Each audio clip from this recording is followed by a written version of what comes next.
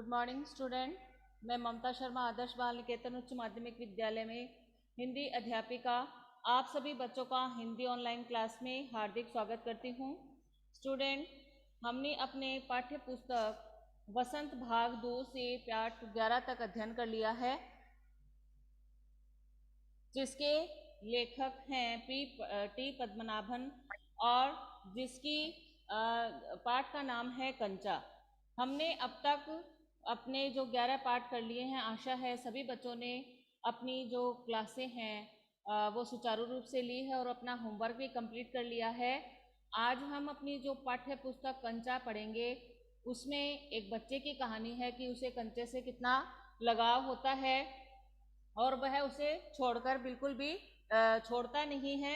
उसके लिए वह अपनी स्कूल है उसको भी मिस कर देता है। तो इसी चैप्टर को हम पढ़ते हैं। कंचा। वह नीम के पेड़ों की घनी छांव से होता हुआ सियार की कहानी का मजा लेता आ रहा था। हिलते डुलते उसका बस्ता दोनों तरफ झूमता खनकता था। स्लेट कभी छोटी शीशी टकराती थी तो कभी पेंसिल से। यूं वे सब इस बस्ते के अंदर टकरा रहे हैं, मगर वह न कुछ सुन रहा था न कुछ देख रहा था। उसका पूरा ध्यान कहानी पर केंद्रित था।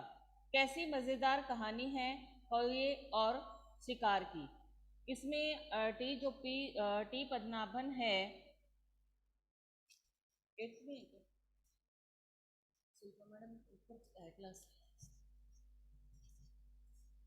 तो कभी वह नीम की पेड़ों की घनी छांव से होता हुआ सियार की कहानी का मजा ले रहा था कि जो सियार की कहानी है उसका मजा ले रहा था और हिलते डुलते अपने बस्ते को दोनों तरफ से खनका रहा था। स्लेट थी और उसकी कभी छोटी शीशी से टकराती थी तो कभी पेंसिल से। यूं वे सब उस बस्ते के अंदर टकरा रहे थे, मगर वह न कुछ सुन रहा था। यूं तो वह सब बस्ते के अंदर से टकरा रहे थे, मगर वह कुछ भी नहीं सुन पा रहा था न कुछ देख पा रहा था। उसका पूरा जो ध्यान है वो कहानी पर केंद्रित था। कैसी मज़ेदार कहानी कौवे और शिकार की। कैसी मज़ेदार कहानी थी कौवे और शिकार की। सियार कौवे से बोला, प्यारे कौवे एक गाना गाओ ना, तुम्हारा गाना सुनने के लिए तरस रहा हूँ। सियार कौवे से बोलता है कि प्यारे कौवे एक गाना गाओ, मैं तुम्हारा गाना सुनने के लिए तरस रहा हूँ। ये जो कहानी है हमने जो पढ़ी है, आप लोगों ने भी पढ़ी होगी कि हमने तो उसके लिए लोमड़ी के लिए पढ़ा कि लालची जो लोमड़ी रहती है किस तरीके से कौवे को उल्लू बना देती है और उसकी रोटी को छीन लेती है। वही कहानी है वो पढ़ रहा था। कौवे ने गाने के लिए मुंह खोला तो रोटी का टुकड़ा जमीन पर गिर पड़ा। सियार उसे उठाकर 9-2-11 हो गया। 9-2-11 होना यानी ये एक मुहावरा है। 9-2-11 होना यानी भाग जाना। तो जो कौवे ने गाने के लिए मुंह खोला तो जो रोटी का टुकड़ा था वह जमीन पर गिर पड़ा और सियार उसे उठाकर 9-2-11 हो गया यानी भाग गया। वह तो जो सियार था वह तो कौवे को क्या बना रहा था, उल्लू बना रहा था कि उसके मुंह में रोटी थी तो वह ऐसे उसने प्रयास किया कि मैं इसे रोटी ले लूं, इसकी रोटी छीन लूं। वह छीन नहीं सकता है। तो सियार है वो कौवे से कहता है कि अरे भाई कौवे, तुम तो बहुत अच्छा गाना गाते हो, मेरे को सुनाओ ना। तो क्योंकि जो कौवे की आवाज़ होती है वो कर्कश होती है, उसको कोई सुनना नहीं चाहते। लेकिन जब उसने देखा कि सियार है वो मेरे से इतना आग्रह कर रहा है गाना गाने के लिए, तो मैं इसको गाना सुनाती हूँ। और वो गाने के लिए जैसे ही मुंह खोलता है उसका जो रोटी का टुकड़ा है वो ज़मीन पर गिर जाता है और सियार लेकर उसे भाग जाता है। इस तरीके से कौवा है वो देखता ही रह जाता है। ये कहानी वो पढ़ रहा था वो बच्चा। वह जोर से हंसा। बुद्धू कौवा। वह जोर से हंसता है और बोलता है बुद्धू कौवा, यानी जो मूर्ख कौवा था। वह चलते चलते दुकान के सामने पहुंचा और वहां अलमारी में कांच के बड़े बड़े जार कतार में रखे थे। उनमें चॉकलेट, पिपरमेंट और बिस्कुट थे। उनकी नज़र उसमें ऐसे किसी पर नहीं पड़ी। क्यों देखे उसके पिताजी उसे ये चीज़ बराबर ला देते हैं। वह चलते चलते दुकान के सामने पहुंच जाता है। वह पहले तो वो कहानी पढ़ रहा था वो बच्चा, फिर चलते चलते किसकी तरफ वो दुकान के सामने पहुंच जाता है। तो जहां अलमारी में कांच के बड़े बड़े कतार में जार है वो कतार में रखे थे, जहां दुकान पे पहुंचता है, देखो हमें चित्र में भी दिखाया गया है कि एक दुकान लगी हुई है और उसमें जो दुकानदार है वो बैठा हुआ है और उसने जार में जो अपनी चीज़ें रख रखी है, तो उनमें चॉकलेट, पिपरमेंट और बिस्कुट थे। उन जार में क्या थे? चॉकलेट थे, पिपरमेंट थे और बिस्कुट थे। इसको अंडरलाइन कर लीजिए कि जो अलमारी में कांच के बड़े बड़े कतार में जार रखे थे, उनमें क्या क्या रखा था? तो उन जार में चॉकलेट, पिपरमेंट और बिस्कुट थे। उसकी नज़र उसमें से किसी पर नहीं पड़ी। क्यों? देखे उसके पिताजी उसे ही चीज़ें बराबर ला देते। उनकी जो चीज़ें पड़ी थी, बिस्किट था, पिपरमेंट था, चॉकलेट था, उनमें किसी पर भी उस बच्चे की निगाह है वो नहीं पड़ती है।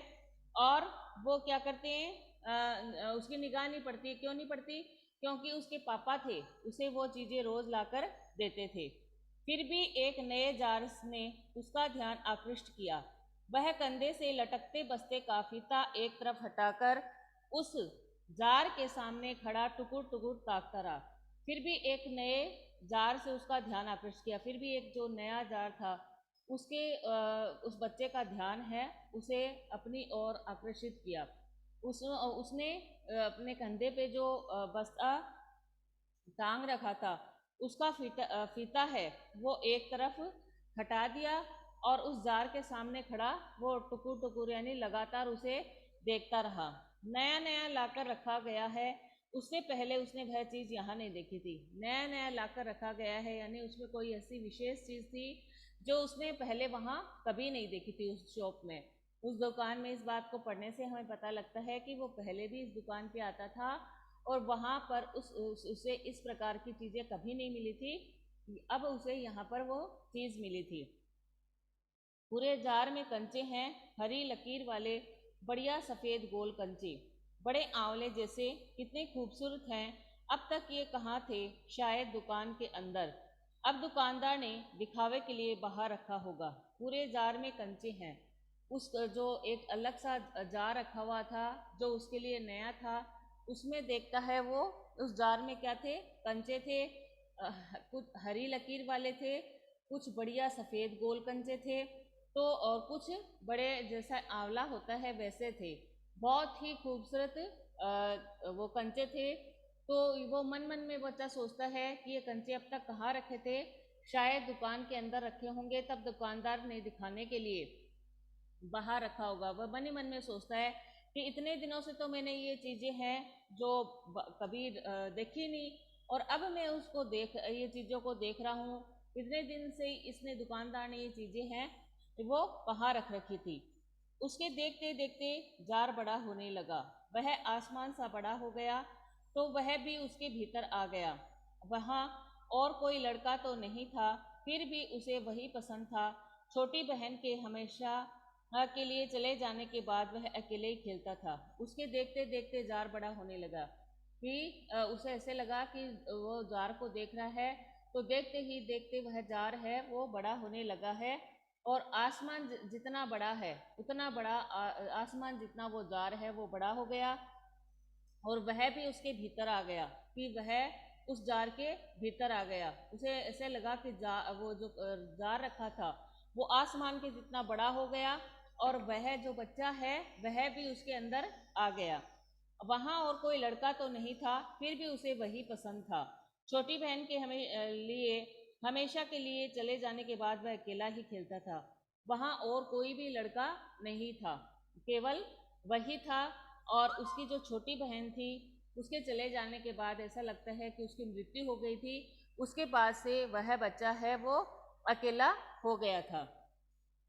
वह कंचे चारों तरफ बिखेरता मजे में खेलता रहा। तभी एक आवाज आई, लड़के तू उस जार को नीचे गिरा देगा। वह चौंक उठा। वह कंचे को चारों तरफ बिखेरता, मन ही मन में वो मजा लेता। इस इतनी तरफ से उसे ऐसा लग रहा था, जबकि सच में तो जार बड़ा थोड़ी हो गया था आसमान जैसा। जार तो उतना ही बड़ा था, लेकिन उसे मन ही मन में कल्पना कर रहा था कि जार बड़ा हो गया और मैं उसमें समा गया और दूसरा कोई खेलने के लिए नहीं है। वो ऐसा मन ही मन में सोच रहा होता है कि वह कंचे बिखेरेगा और उसका मजा लेगा।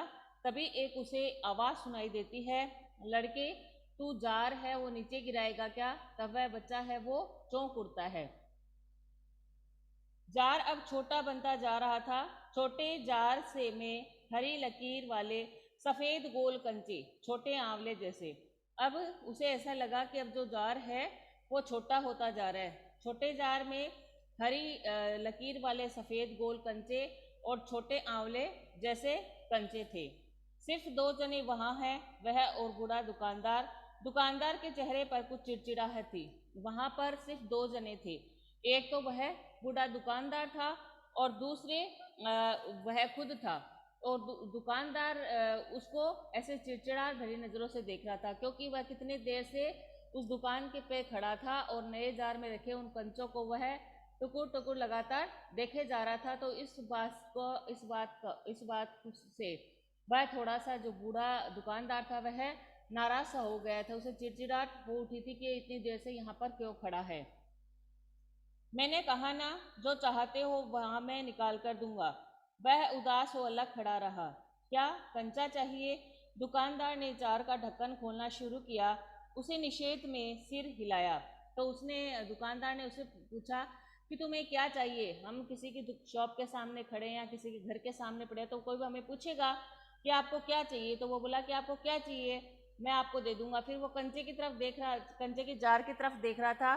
तो उन्हें ऐसा लगा कि ये कंचा खरीदना चाहता है। तो वह कंचे वाले जो जार का ढक्कन उठाता है और उसे कहता है कि आपको ये चाहिए क्या, लो मैं देता हूँ। और वह उसमें हाथ डाल के निकालना ही चाहता है कंचे, कि इतने में ही वो कहता है कि नहीं नहीं नहीं, मुझे नहीं चाहिए। निषेध में यानी मना वो कर देता है कि मुझे कंचे नहीं चाहिए। फिर देखिए, तो फिर सवाल खूब रहा, क्या उसे कंचा चाहिए, क्या चाहिए उसे खुद मालूम नहीं है। जो भी उसने कंचे को छूकर देखा, अब ये था कि उसे क्या चाहिए था, कंचा चाहिए था कि और चीज़ें चाहिए थी। उसे खुद नहीं पता था उसे क्या चाहिए। वो तो खड़ा खड़ा केवल उनको देख रहा था। जो भी हो उसने कंचे को छूकर देखा, जो भी हो उसने कंचे को छुया, छूकर देखा। जार को छूने पर कांच के इसका स्पर्श करने का एहसास हुआ, मगर वह चाहता तो कंचा ले सकता था। जार को जब उसने छुआ तो कंचे का स्पर्श करने का एहसास हुआ कि कंचा है, वो स्पर्श करेगा, उसे ऐसा एहसास हुआ। अगर वह चाहता तो कंचा ले सकता था, अगर वह चाहता तो कंचा ले सकता था। लिए होता तो स्कूल की घंटी सुनकर वह बस्ता थामे हुए दौड़ पड़ा। स्कूल की जब घंटी बज गई तो उसने बस्ता थाम रखा था, वह दौड़कर गया, क्योंकि वह इतनी देर से कंचे वाली दुकान पे खड़ा था। देर से पहुंचने वाले लड़कों को पीछे बैठना पड़ता है। उस दिन वही सबके बाद पहुंचा था, इसलिए वह चुपचाप पीछे की बेंच पर बैठ गया था। जो लड़के, जो बच्चे, जो विद्यार्थी देर से पहुंचते हैं, उन्हें बाद में लास्ट की सीट पर, जो लास्ट पंक्तियां होती है, लास्ट सीटें होती हैं, उन पर बैठना पड़ता है। तो उसके साथ भी उस दिन यही हुआ था। वह कंचे देखने के चक्कर में सबसे लेट पहुंचा था और लेट पहुंचने के कारण उसे लड़कों के पीछे बैठना पड़ा। और फिर वह, इसलिए वह चुपचाप है पीछे की बेंच पर बैठ गया था। अब यहाँ से लिख लीजिए, प्रश्न बन रहा है कि अप्पू के देर से पहुँचने पर उसे कहाँ बैठना पड़ा। देर से पहुँचने वाले लड़कों को पीछे बैठना पड़ता है, इसलिए वह उस दिन लेट से पहुँचा था, इसलिए उसे बेंच के पीछे ही पीछे बैठना पड़ा। अंडरलाइन कर लीजिए इसको। फिर आगे पढ़ते हैं। सब अपनी अपनी जगह पर है। रामन अगली बेंच पर है, वह रोज समय पर आता है। तीसरी बेंच के आखिरी में मल्लिका के बाद अम्मू बैठी है। सब अपनी अपनी जगह पर बैठे, यानी जिसकी जो जगह निश्चित की हुई है, सब अपनी अपनी जगह पर बैठे थे। रामन था, वो अगली बेंच पर बैठा था और वह रोज समय पे आता था।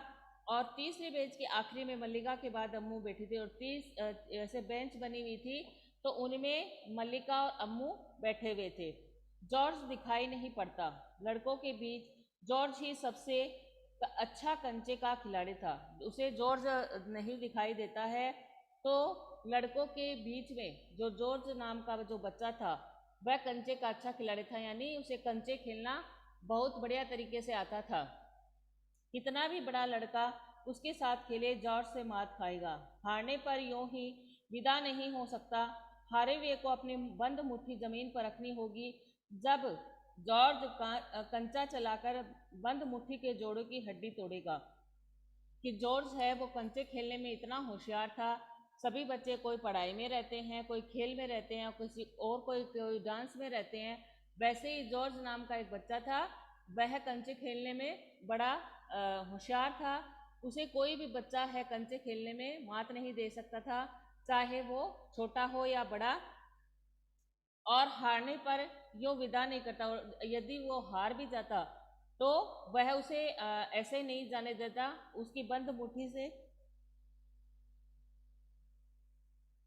जो हारता था उसको उसको अपनी बंद मुट्ठी जमीन पर रखनी होती थी।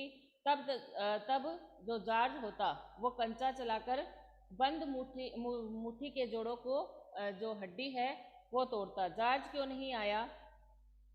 अरे हाँ, जॉर्ज को बुखार है ना। वो पूछता है कि जॉर्ज क्यों नहीं आया, फिर उसे वो मन ही मन में सोचता है हाँ कि उसके बुखार है ना।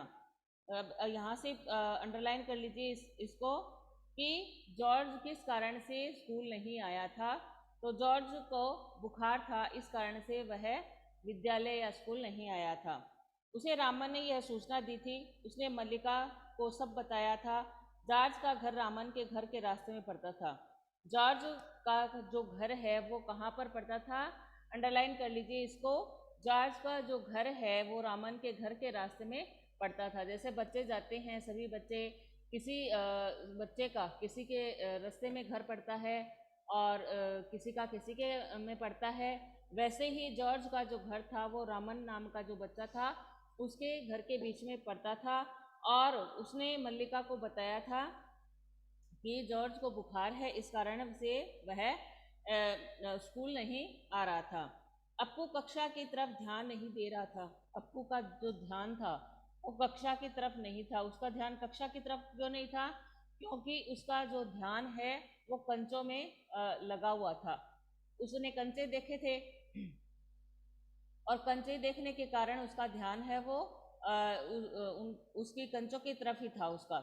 मास्टर जी, उसने हड़बड़ी में पुस्तक खोलकर सामने रख ली। रेलगाड़ी का सबक था। रेलगाड़ी रेलगाड़ी रेलगाड़ी। पृष्ठ 37 घर पर उसने यह पाठ पढ़ लिया था। मास्टर जी, उसने हड़बड़ी से पुस्तक खोलकर सामने रख ली। वह देखता है, वह इस ख्यालों में खोया रहता है कंचों के बारे में और जॉर्ज के बारे में। तभी वो देखता है, अरे सामने मास्टर जी आ गए। तो हड़बड़ी में वह अपनी जो पुस्तक है उसको खोल के रख लेता है, अपने सामने रख लेता है। उसमें रेलगाड़ी का सबक था, यानी रेलगाड़ी का पाठ था, जो उसने अपने घर पर पहले से ही पढ़ रखा था। मास्टर जी बीच बीच में गेंद से मेज ठोकते हुए ऊंची आवाज में कह रहे थे, बच्चों, तुम में से कई ने रेलगाड़ी देखी होगी। उसे भाप की गाड़ी भी कहते हैं, क्योंकि उसका यंत्र भाप की शक्ति से ही चलता है। भाप का मतलब पानी से निकलती भाप से है। तुम लोगों के घरों के चूल्हे में भी। मास्टर जी जब रेलगाड़ी का पाठ पढ़ा रहे थे तो पाठ पढ़ाते पढ़ाते बेंच को बीच में से ठोकते थे और ऊंची आवाज में कह रहे थे कि बच्चों, तुमने भी रेलगाड़ी देखी होगी, कि तुमने भी रेलगाड़ी देखी होगी। उसे भाप की गाड़ी भी कहते हैं। उसे किसी गाड़ी कौन सी गाड़ी भी कहते हैं? भाप की गाड़ी। अंडरलाइन कर लीजिए इसको, क्योंकि उसका जो यंत्र है वो भाप की शक्ति से ही चलता है। उसे क्यों कहते हैं भाप की गाड़ी? क्योंकि उसमें जो यंत्र लगे होते हैं, उसका जो यंत्र होता है भाप की गाड़ी का, वह भाप की शक्ति से ही चलता है। और भाप का मतलब क्या होता है? भाप का मतलब होता है पानी। जो पानी से निकलती है वो भाप। तुम लोगों के घरों के चूल्हे में भी। तो वो मास्टर जी है वो बच्चों को ऐसे समझा रहे थे कि तुमने भी अपने घरों में देखा होगा कि जब पानी को गर्म करते हैं तब उसमें से भाप निकलती रहती है, और वही भाप है, उसी भाप से जो रेलगाड़ी है जो भाप की रेलगाड़ी है वो उसी से चलती है। अप्पू ने भी सोचा रेलगाड़ी उसने रेलगाड़ी देखी है, छुक छुक यही रेलगाड़ी है, वह भाप की भी गाड़ी का मतलब। अप्पू ने भी सोचा उसने रेलगाड़ी देखी है कि रेलगाड़ी तो उसने भी देखी है जो छुक छुक करके चलती है, और भाप की गाड़ी का मतलब भी वही छुक छुक करने वाली गाड़ी होती है। मास्टर जी की आवाज़ अब कम ऊंची थी। वे रेलगाड़ी के हर एक हिस्से के बारे में समझा रहे थे। अब अपना प्रश्न बन रहा है कि मास्टर जी की आवाज़ है वो ऊंची ऊंची आवाज़ अब ऊंची मतलब कम ऊंची क्यों थी। तो मास्टर जी जब कक्षा में रेलगाड़ी का पाठ पढ़ा रहे थे तब मास्टर जी की आवाज़ है वो कम ऊंची थी। इसको हम उसका उत्तर इस प्रकार से लिखेंगे। वे रेलगाड़ी के हर एक हिस्से के बारे में समझा रहे थे। मास्टर जी है वो रेलगाड़ी के हर एक हिस्से के बारे में समझा रहे थे, यानी रेलगाड़ी है वो कैसे चलती है, किस प्रकार कार्य करती है, और लोग कैसे आते जाते हैं, और उसके कितने पार्ट होते हैं, कैसे पहिए लगे होते हैं, कैसी उसके जो डिब्बे होते हैं वो ऐसे कैसे होते हैं, इस बारे में विस्तार से वो बच्चों को समझा रहे थे। पानी रखने के लिए खास जगह है, इसे अंग्रेजी में बॉयलर कहते हैं। यह लोहे का बड़ा पीपा है। पानी रखने के लिए खास जगह है, यानी पानी रखने के लिए जो खास जगह बनी हुई है उसे अंग्रेजी में क्या कहते हैं, बॉयलर कहते हैं। और यह एक लोहे का बड़े पीपे के समान होता है। अंडरलाइन कर लीजिए इसको कि जब रेलगाड़ी चलती है तो उसके लिए रेलगाड़ी के एक हिस्से में पानी रखने के लिए ऐसी जो भाप की गाड़ी होती है उसमें पानी रखने के लिए ऐसी खास जगह बनी होती है जिसे अंग्रेजी में क्या कहते हैं, बॉयलर कहते हैं। और यह एक लोहे के बड़े पीपे के समान होती है। लोहे का एक बड़ा कांच का जार, उसे हरी लकीर वाले सफ़ेद गोल कंचे, बड़े आंवले जैसे जार जब अच्छा होकर आ जाएगा तब उसे कहेगा। उस समय जॉर्ज कितना खुश होगा। सिर्फ वे दोनों खेलेंगे और किसी को साथ खेलने नहीं देंगे। तो वो जैसे मास्टर जी है वो रेलगाड़ी का पाठ पढ़ा रहे थे, लेकिन जो अप्पू था उसके मन में कंचे के ही विचार चल रहे थे। वो कंचों के बारे में ही सोच रहा था, उसका ध्यान रेलगाड़ी की तरफ नहीं था। तो जब मास्टर जी कक्षा में उसका पाठ पढ़ा रहे थे, रेलगाड़ी का पाठ पढ़ा रहे थे, तो उसका ध्यान है वो उसके कैसे हो गया, लोहे का जो एक बड़ा जार, कंचे का जार है उसकी तरफ हो गया। उसने जो रेलगाड़ी के जो पार्ट के बारे में वो बता रहे थे कि पानी रखने के लिए खास जगह होती है, उसे अंग्रेजी में बॉयलर कहते हैं, और ये लोहे का बड़ा पीपा है। तो जब पीपे का नाम आता है तो उसका ध्यान है वो कंचे की तरफ चला जाता है, और वो सोचता है कि लोहे का भी एक बड़ा सा कांच का जार होता है जिसमें हरी सफ़ेद लकीर वाले गोल कंचे हैं, बड़े आंवले जैसे कंचे हैं वो रखे हैं। और जब वह जार अच्छा हो कर आ जाएगा, यानी उसकी बुखार है जब ठीक हो जाएगी, तब वह उससे क्या कहेगा कि वह उसे कहेगा कि देखो हम कंचे खेलते हैं। वह ये बात सुनकर जॉर्ज कितना खुश होगा, और वे दोनों खेलेंगे और किसी को साथ खेलने नहीं देंगे। और उसके चेहरे पर चौंक का टुकड़ा आ गिरा। अनुभव के कारण वह उठकर खड़ा हो गया। मास्टर जी गुस्से में हैं। वह जब मास्टर जी तो रेलगाड़ी का पाठ पढ़ा रहे थे, लेकिन उस अप्पू का ध्यान है वो कंचे की तरफ था। मास्टर जी इस बात को समझ गए थे और उन्होंने अप्पू को ध्यान आकर्षित करने के लिए उसे एक चौंक के टुकड़े से मारा, ताकि उसका ध्यान है वो मास्टर जी रेलगाड़ी का पाठ समझा रहे हैं उसकी तरफ ध्यान आकर्षित हो जाए। और तो वह एकदम से चौंक उठता है, और क्योंकि उसे अनुभव हुआ है कि मास्टर जी ने मेरे को कोई गलती करते हुए देख लिया है, इसलिए अनुभव के कारण वह उठकर खड़ा हो जाता है। और मास्टर जी को बड़ा गुस्सा आता है, वो गुस्से में है। अरे तू उधर क्या कर रहा है। तो वो उसे कहता है कि अरे तू उधर क्या कर रहा है। उसका दम घुट रहा था, बोल। वह खामोश खड़ा रहा, क्या नहीं बोलेगा। वे अप्पू के पास पहुंचे। सारी कक्षा सांस रोके हुए उसी तरफ देख रही थी। उसकी घबराहट बढ़ गई थी। मास्टर जी को गुस्सा आ गया कि वो तो रेलगाड़ी का पाठ पढ़ा रहे हैं और उसका अप्पू का ध्यान है वो उस ओर नहीं है। तब उसका मन है में डर समा जाता है कि अब मास्टर जी मुझे मारेंगे। मास्टर जी उसकी तरफ जाते हैं और उससे तरह तरह के सवाल करते हैं। जो सारी कक्षा है वो भी सांस रोक के खड़ी बैठी रहती है कि अब अप्पू को मार पड़ने वाली है। तो स्टूडेंट, आज हम अपनी पाठ्य पुस्तक वसंत भाग 2 से पाठ 7 का इतना ही अध्ययन करेंगे, क्योंकि हमारी कक्षा का जो टाइम है वो ओवर होने को है। कल हम और आगे का पढ़ेंगे। आप सभी बच्चों को पता है कि आपके सेकेंड यूनिट टेस्ट हैं, वो शुरू होने वाले हैं 16 तारीख से। सेकंड और थर्ड जो चैप्टर है वो आएगा आपके एग्ज़ाम में। 10 आप चैप्टर को अच्छे से ध्यान से पढ़ेंगे, सेकंड और थर्ड चैप्टर को अच्छे ध्यान से पढ़ेंगे, प्रार्थना पत्र को अच्छे ध्यान से पढ़ेंगे, लर्न करेंगे उनको, और तब आप पेपर को अच्छे से हल कर पाएंगे। 10 नंबर का पेपर है, आपके गूगल फॉर्म ऐप पे होगा, और 10 नंबर के लॉन्ग टाइप क्वेश्चन होंगे जो कि आपको अपनी नोटबुक में करनी है। सभी नोटबुक में सारे प्रश्न सब्जेक्ट के एक नोटबुक जिसमें आपने फर्स्ट यूनिट टेस्ट दिया था, उसी के आगे आप अपने सारे सब्जेक्ट के जो 10-10 मार्क्स के नंबर हैं वो नंबर वाले जो क्वेश्चन है वो हल कर लेंगे। फिर कॉपी चेक के लिए स्कूल में भेज देंगे, और गूगल फॉर्म ऐप पे होगा, वो तुरंत ही आप सबमिट करवा देंगे। तो स्टूडेंट सभी अपनी तैयारी कीजिए अच्छे से, पाठ को अच्छे से पढ़िए, क्योंकि पाठ के अंदर से भी प्रश्नोत्तर आएंगे। किसी को कुछ पूछना है क्या बेटा? Lisa, Prachi, Ishita? No ma'am. ठीक है बेटा, थैंक यू। भावेश कैसे नहीं आए आज? भावेश? मैम आपने तो कहा था नहीं आना स्कूल में। मैंने? ना मैम, अनीता मैम ने कहा था। अच्छा, मुझे नहीं पता बेटा। Thank you, have a nice day बेटा। Okay ma'am. ओके।